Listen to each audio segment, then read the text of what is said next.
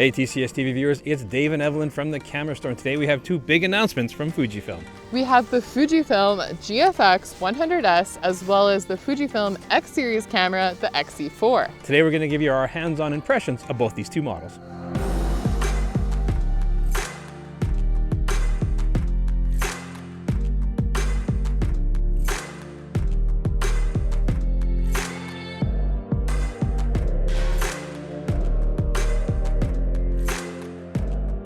Much to Dave's chagrin, I've been playing with the Fujifilm GFX 100S all week, and I've been enjoying this camera a lot. It's a 102 megapixel sensor camera, just like the GFX 100. And for those of you that don't know, this is what Fuji calls their large format sensor, more commonly known as medium format. And it's actually 60% larger than full frame cameras, which we've been talking a lot about lately. I like the image quality that comes out of this sensor. It's the same as the GFX 100, and some of my favorite images that I've ever taken were captured with that camera. I mean, it's absolutely intoxicating being able to see how much detail this type of sensor can resolve, and the tonal quality is stunning, the dynamic range, and they're just very beautiful photographs and have that Fuji aesthetic to them as well. Despite them significantly reducing the size of the camera, I was impressed to see that they've been able to still include in-body image stabilization up to 6 stops. And that's fantastic for both the photo side and video. The other impressive feature is that they've maintained this new feature, which is a sensor shift option to be able to capture up to 400 megapixels. It's absolutely insane, and there's not a lot of use cases for that. But if you're someone that's doing art reproduction, or you want to be able to resolve an incredible amount of detail, then this is something that is an exciting feature for them to put in. The new design concept for this camera is with affordability and compactness in mind. And that might seem a little surprising, again, for a 102 megapixel camera, but they've really made a lot of changes to make this happen. And I was happy to see, though, that this doesn't feel like a less expensive camera. In fact, in a lot of ways, it feels more refined, and I find that the control dials are much better than the GFX 100. And I like the overall feel to it. The articulating screen is slightly refined, and they've done a lot of great things physically to the camera. It's weather sealed in 60 places, and so that you know that this kind of still feels like a tank. In terms of weight, it's only 900 grams versus 1400, and so it is significantly less weight than the predecessor. Another big change is with the battery, and so on the GFX 100 it took 2 batteries and could have up to 800 shots with both those batteries installed. This has a better singular battery, but there's no option to add a second one. And so the CEPA rating in the standard mode is 460 shots, which isn't too bad for a camera that has this kind of demand. The other thing that you take a sacrifice on with the lower priced camera is the electronic viewfinder. This electronic viewfinder is 3.69 million dots of resolution and a standard refresh rate of 50 frames per second with a maximum of 85 frames per second. And it's definitely a step down from the original GFX 100, which had 5.76 million dots of resolution. And for me personally, if I'm shooting with a 102 megapixel camera, I feel like I kind of expect to have a top-of-the-line electronic viewfinder. There's certainly nothing wrong with it, and it's one of those things where when you look at the price comparison between the two cameras, I think it is a fair sacrifice to have the low-resolution EVF. When it comes to the autofocus performance on this camera, we're seeing similar results that we did with the GFX 100, and it's slightly refined in terms of the firmware. And although this is pre-production, I'm always impressed with what Fujifilm is able to do even with their medium format sensors. It has phase detection autofocus points combined with contrast detect confirmation, and at 5 frames per second, I'm impressed with the hit rate that I'm able to get. And again, because this is pre-production, we're excited to see what they're able to do with final firmware. But Fujifilm, they always are able to advance their autofocus performance, and I'm happy to see that this still has great face and eye detection as well.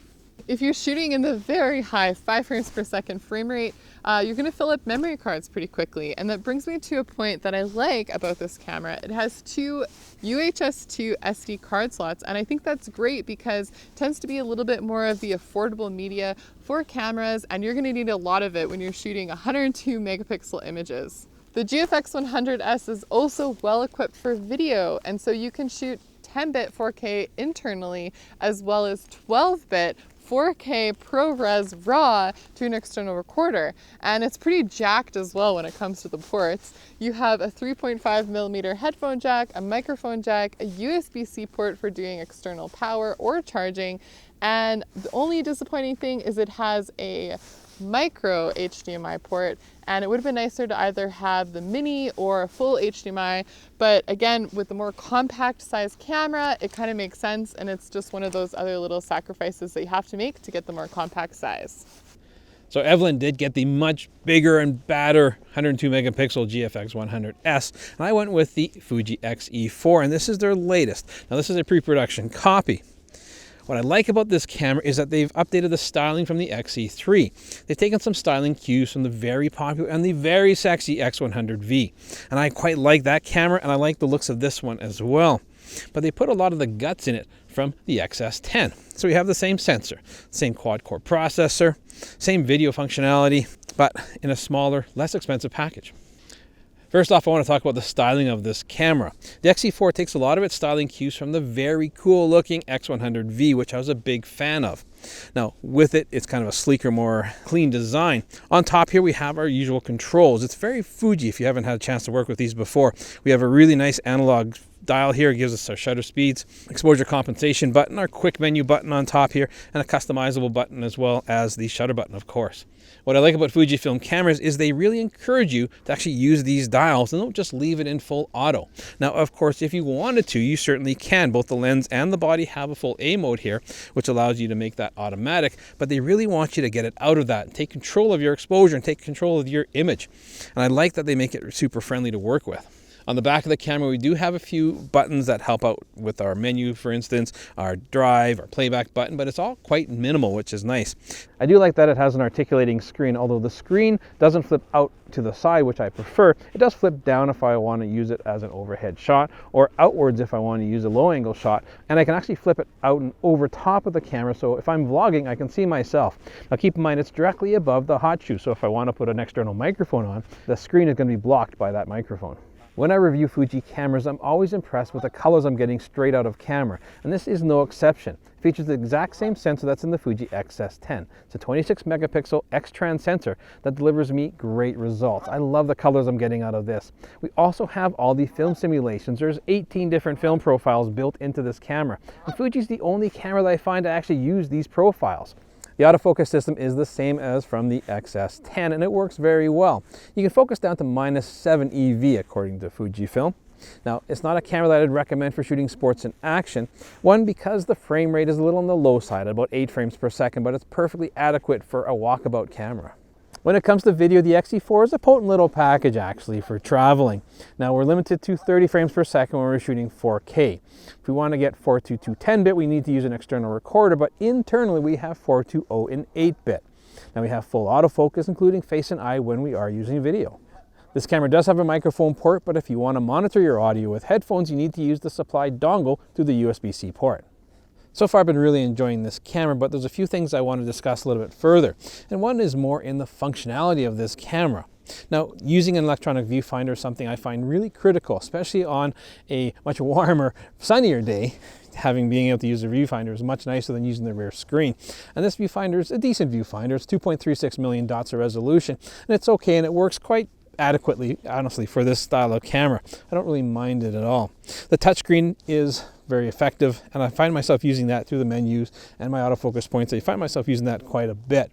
Now, it is a single card slot if you're worried about that, and the battery is their 126 battery, giving you about 380 shots per charge. Now, if I'm going to be traveling, I certainly want to carry an extra battery with me, especially when it's cold like we are here today.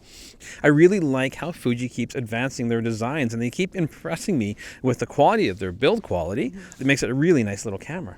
Yeah, they definitely are loyal to their customer base, and seeing the refinements that they've made with the GFX 100S design is fantastic, and I think it's awesome that they're trying to get the price point lower, and I don't think you're sacrificing too much with going with this refined model. Of course, we want to know, what do you guys think? Let us know in the comments below. Make sure you follow us on Instagram. And if you're new to the channel, please subscribe and hit the notification bell so we can catch you again very soon.